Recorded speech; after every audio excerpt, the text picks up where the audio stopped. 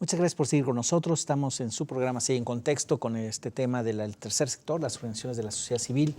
Y bueno, les preguntaba mis dudas, yo mismo que estoy, según yo, en una OSC y sin embargo, teóricamente no entiendo mucho la diferencia. A ver, decías que era una parte economicista, pero mejor, Miriam, explícanos en esto. El tercer sector, así como aparece aquí, bueno, cómo se maneja, es en realidad una perspectiva para mirar, una perspectiva teórica, pero también una perspectiva política, ¿verdad? Para mirar a la sociedad civil. Okay. La sociedad civil se ha estudiado desde distintas perspectivas, ¿no? Desde la perspectiva liberal, que hace alusión a la sociedad civil como ese conjunto de ciudadanos que se organizan para resolver problemas de su vida inmediata, ¿verdad? Y también se ha analizado desde una perspectiva más crítica, desde la perspectiva marxista, por ejemplo, y ahí tenemos como uno de los autores fundamentales para mí, Antonio Gramsci, quien plantea que la sociedad civil es la manera en la que se va construyendo la capacidad hegemónica de un Estado. Bueno, pero el concepto de tercer sector, que aparece en los años 90, es una mirada para hablar de la sociedad civil en un momento determinado, en el momento que significó la caída del socialismo real, de lo que fue el socialismo real. Para hablar entonces de la sociedad civil como ese conjunto de organizaciones de la sociedad o de formas de organización, no solamente tienen que ser formas muy institucionalizadas de organización como SCs, sino pueden ser movimientos sociales también, que tienden hacia la lucha de la democratización dentro de un margen institucional, dentro de los márgenes institucionales, o sea, digamos, por vías no violentas. Pero digamos, su objetivo es generar mayor democracia. Su objetivo es la lucha por la democracia, en primer lugar, democracia política. En esa lucha de estas organizaciones y movimientos sociales del principios de la década de los 90, se inserta el concepto de tercer sector. El problema es que para sociedades como las nuestras el concepto queda muy corto, porque las instituciones que tendrían que usarse naturalmente para que el tercer sector pudiera efectivamente democratizar una sociedad, en sociedades como las nuestras, con este pasado colonial, dependientes todavía, y lo estamos descubriendo nuevamente, qué tan dependientes somos, ¿verdad? ¿Y ahora de quién? ¿Verdad? ¿Sí? ¿Y ahora de quién?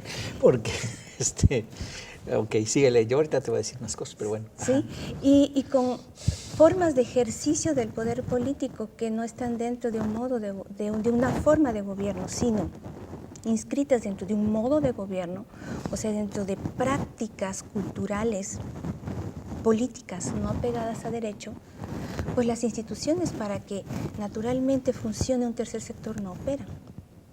No, te iba yo a decir un poco, no lo pongo aquí a consideración de la mesa, pues lo que estás diciendo de pronto, claro que me lleva a Trump otra vez, ¿no? Estoy como obsesionado ahí con este señor. Pero lo que estás diciendo se aplica a Estados Unidos en este momento, pero durísimo. Es decir, podría ser un renacimiento del tercer sector, de acuerdo con la descripción que acabas de hacer, ¿no?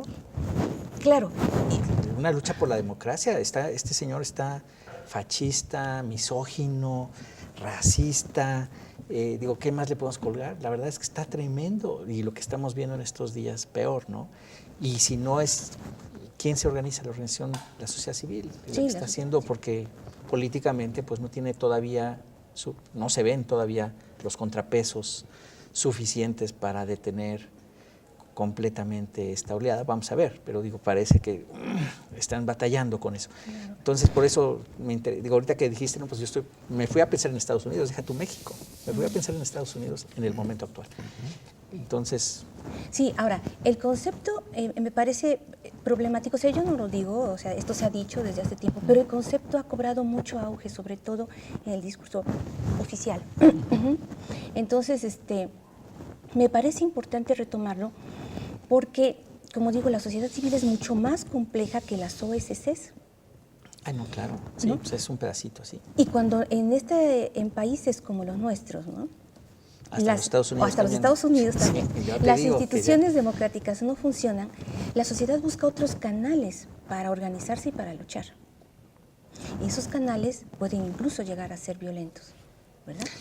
Sí, es que estoy pensando de veras mucho ahora en Alemania, lo que se viene, en Francia, lo que se viene, en Holanda, lo que se viene.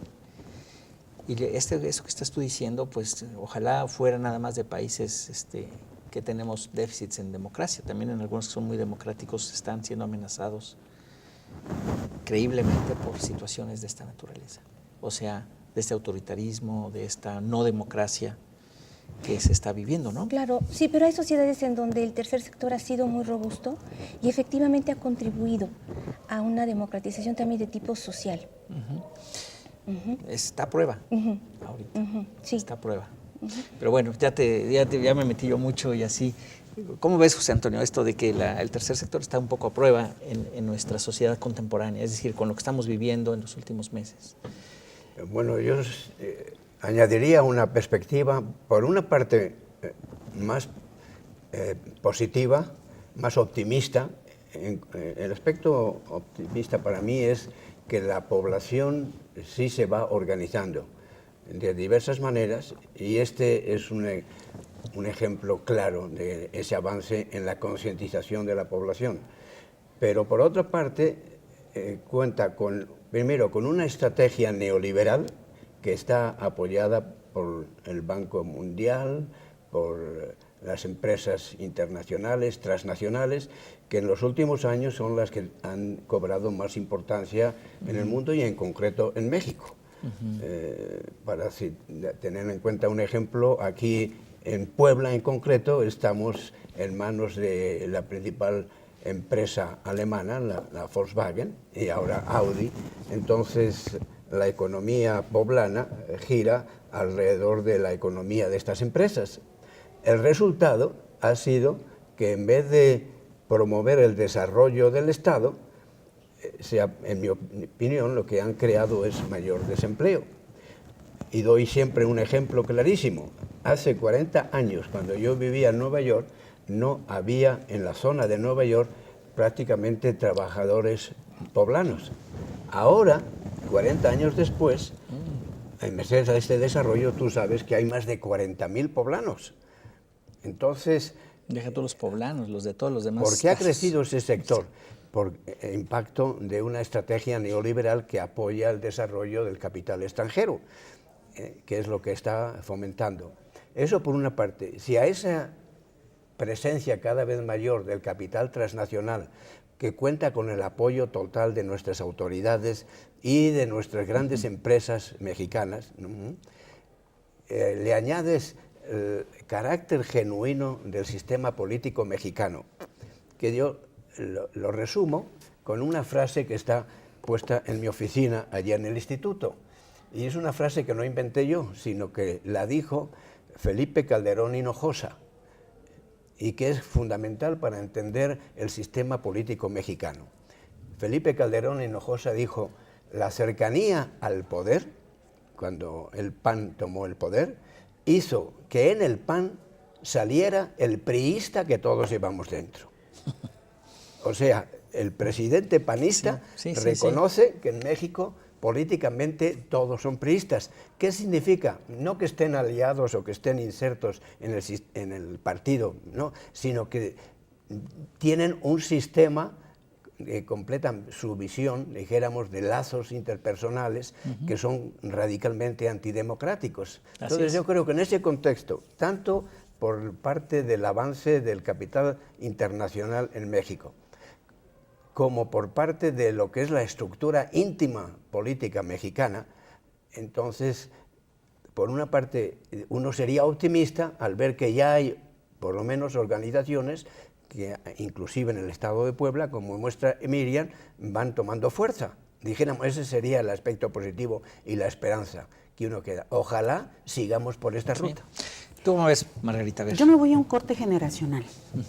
Me parece que los millennials, precisamente, hacen parte de esta organización del tercer sector, porque con las características que nos detalla Miriam en su libro, en su investigación, yo identifico a muchos jóvenes que cumplen su mayoría de edad en el 2000, con uso de TICs, con preparación universitaria, que buscan y encuentran los canales adecuados como para organizarse y entonces insertarse institucionalmente en el sistema económico y político del país, no solo de este, sino de sus países, para hacer una actividad que sí puede impactar a la democracia, pero también para resolver sus necesidades inmediatas.